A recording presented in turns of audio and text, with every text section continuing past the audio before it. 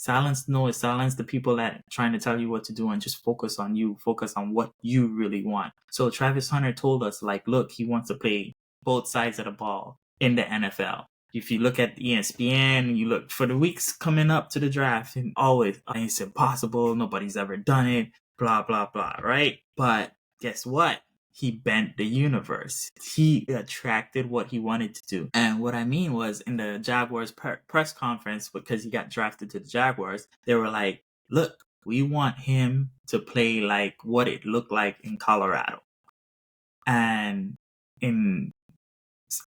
one of the main things that they said was, when he is him, he's able to elevate the people around him, the family members, and everything that goes around him is elevated. So you have to have that unbending belief to bend the universe to your will, to get what you want out of life.